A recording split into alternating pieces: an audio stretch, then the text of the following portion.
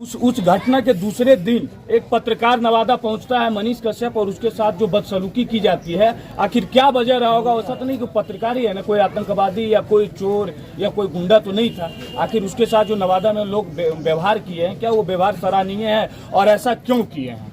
देखिए, नवादा में किए हैं क्या, वहाँ पे झड़प हुआ है क्या नहीं हुआ, इसकी चर्चा हम नहीं कर सकते।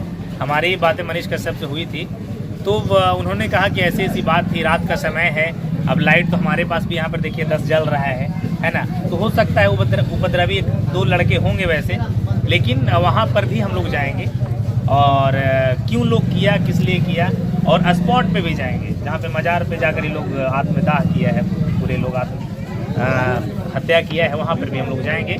और नहीं करना चाहिए। अब अगर अभी हम यहाँ आए हैं तो तमाम जनता के लिए आते हैं, लोग के लिए आते हैं। लोग कहता है कि पत्रकार देश का चौथा स्तंभ होता है, और चौथे स्तंभ को आप रोकिएगा, मौका नहीं दीजिएगा, तो आपकी चीज़ों को कैसे दिखाएंगे? तो लोग नहीं ऐसे करें, यही हम विनती करेंगे लोगों से, क्योंकि हम सब आप लोगों की चीज़ों को दिखाने आते हैं बहुत से। और जो तमाम बस एक ही मोटो है अपना, सच को दिखाना। बहुत लोग सच से अभी भी दूर हैं, बहुत कुछ अलग अलग तरह के एंगल देना चाह रहे हैं, लेकिन हम लोग सच दिखाने और सच जानने आए हैं। ठीक है, कर्ज लिए थे किसी से, क्योंकि तमाम ऐसा जो पुलिस प्रशासन को पहले हम धन्यवाद देना चाहेंगे, जो नवादा की पुलिस प्रशासन है, क्योंकि जितने भी क्लिप हमें मिला है, सारे क्लिप में जो भी जीवित थे उस समय तक, सबका यही कहना है कि पापा कर्ज लिए थे, बेहद परेशान थे। लेकिन परेशान करने वाला कौन था, और परेशान इतना 3rd डिग्री किस क्लास का टॉर्चर किया जा रहा था, क्या कहा जा रहा था, जो पूरे परिवार, पूरे घर के लोग को आत्महत्या करना पड़ा, ये हम लोग जानने। और जो भी अस्पताल है, स्वास्थ्य विभाग है, उसके द्वारा कहीं ना कहीं ध्यान नहीं दिया गया है। देखिए, स्वास्थ्य विभाग वो आपका सेकेंडरी मैटर है, ठीक है ना, क्योंकि जब प्रशासन पहुंची है तो वहाँ 5 लोग जीवित थे। आप भी वीडियो क्लिप मिला होगा तो देख रहे होंगे। एक मृत्यु हो गया था, एक जो लेडीज हैं, इसके बाद 5 लोग जीवित थे। 5 लोग जीवित हैं और बताएं कि परेशान थे। लेकिन कौन से क्लास का टॉर्चर भाई? आप ठीक है कर्ज दिए हैं, एक तो सबसे बड़ी बात कि इलीगल है कर्ज देना और कर्ज लेना। अगर कर्ज दिए भी तो आपको चुकता कर देते वो। एक कौन सा परेशानी था, ऐसे कौन सी उंगली आप कर रहे थे, कौन सा धमकी दे रहे थे कि सामने वाले को आत्महत्या करना पड़ गया? सबसे बड़ी बात, प्रशासन से निवेदन करेंगे, बिहार सरकार से करेंगे, इसकी जांच होना चाहिए और लोगों को कड़ी से कड़ी सजा मिलना चाहिए। बाकी हम भी एक पत्रकार के तौर पे आए हैं, हम भी सच दिखाने आए हैं। जितना आप लोग जानते हो उससे कहीं कम हम जानते हैं। अब आए हैं तो जानकारियाँ यहाँ से इकट्ठा करेंगे। और कुछ क्या करेंगे मगही जवान इस परिवार के लिए आगे? देखिए, निरंतर अब परिवार तो चला गया तो उनके साथ आत्मा की शांति के लिए प्रभु से विनती करेंगे, लेकिन सबसे पहला प्राथमिकता है हमारा कि जो इस प्रकार का प्रताड़ना किया है उसको कड़ी से कड़ी सजा हो। निरंतर हम लोग आते रहेंगे जब तक उनको न्याय नहीं मिलेगा। हाँ, निरंतर हम लोग आते रहेंगे, हमारी टीम आते रहेगी।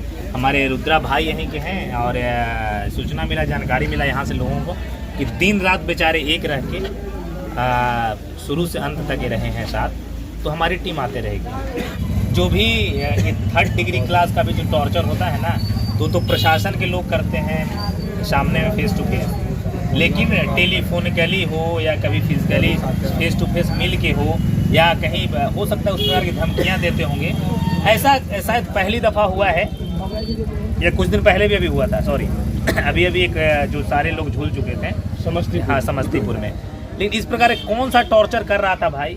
आपको सबसे बड़ी बात है कि हमको 50 लाख रुपए चाहिए, तो आप औकात देख के दोगे, हम लौटा देंगे आपको। तो सामने वाला अगर कर्ज दिया था तो सबसे पहले लेन और देने वाला जो कार्यक्रम है वो इलीगल है, वो जो भी किया है गलत किया नहीं करना। लेकिन आजकल करते हैं लोग, लेकिन दिया भी और देने के बाद इतना प्रताड़ित किए तुम कि आत्महत्या पूरे परिवार को करना पड़ा। तो सबसे पहले उन लोगों की खोज हो,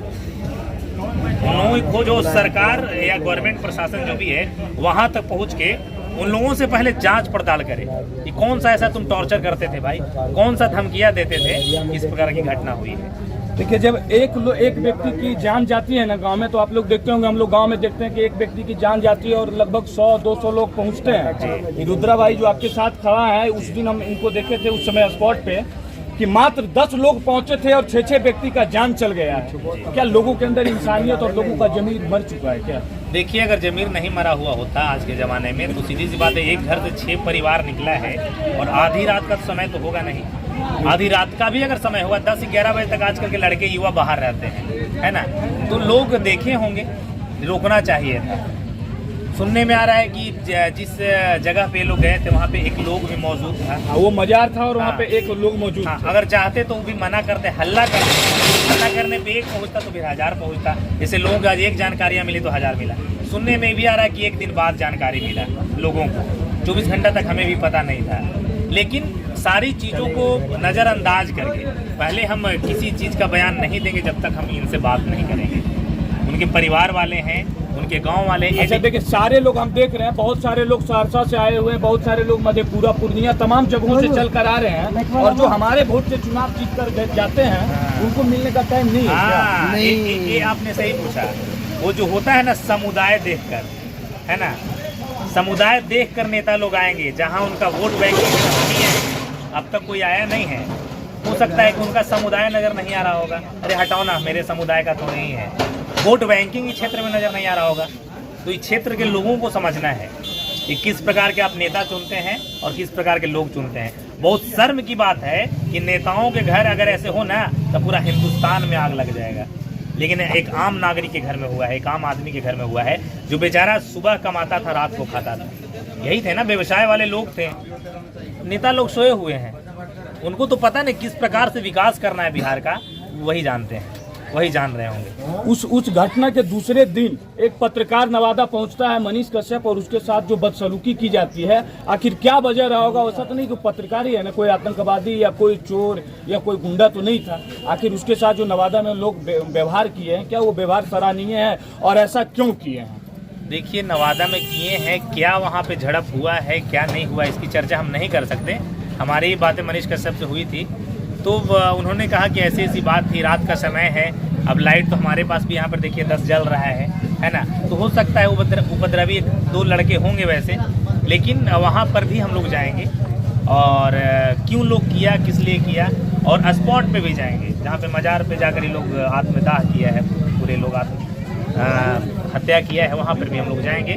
और नहीं करना चाहिए। अब अगर अभी हम यहाँ आए हैं तो तमाम जनता के लिए आते हैं, लोग के लिए आते हैं। लोग कहता है कि पत्रकार देश का चौथा स्तंभ होता है, और चौथे स्तंभ को आप रोकिएगा, मौका नहीं दीजिएगा, तो आपकी चीज़ों को कैसे दिखाएंगे हम? तो लोग नहीं ऐसे करें, यही हम विनती करेंगे लोगों से, क्योंकि हम सब आप लोगों की चीज़ों को दिखाने आते हैं बहुत। और जो तमाम बिहार के पत्रकार हैं, बड़ा नेशनल मीडिया पे तो हम लोगों का जगह नहीं है, इस परिवार के लिए कोई जगह नहीं है। देखिए, नेशनल मीडिया पे जगह नहीं है तो लोग को सोच बदलना पड़ेगा। डिजिटल इंडिया हो गया है और नेशनल मीडिया से कम नहीं है आप और हम। अभी तक कोई यहाँ आज तक ABP news, news 18, Republic Bharat तो नहीं, कोई नहीं है। लेकिन सरकार तक बात को कौन पहुँचा रहा है? जिसको लोग नॉर्मल मीडिया कहता है, डिजिटल मीडिया ही पहुँचा रहा है। तो लोगों को सोच बदलना तो पड़ेगा। बिहार के जो तमाम डिजिटल मीडिया के पत्रकार हैं उनसे क्या अपील रहेगा? कि अपील यही रहेगा कि आइए, और किसी प्रकार की दिक्कत हो तो ऐसा नहीं है, तकलीफें तो हर गली में होता है। हम भी 100 किलोमीटर दूर से आ रहे हैं, पता चला तो, और प्रयास रहता है सच को दिखाएं, और सच के लिए लोग हमको जानते हैं, और हर संभव प्रयास रहेगा कि सच दिखाएं। आप डरे नहीं, परेशान ना हो, जो भी पत्रकार है जहां भी जाएं, हाँ एकजुटता से जाएं, लोगों को इन्फॉर्म कर दें कि आपके गांव में आ रहे हैं, ताकि आपको सिक्योरिटी मुहैया करवाएं, दिक्कत ना हो।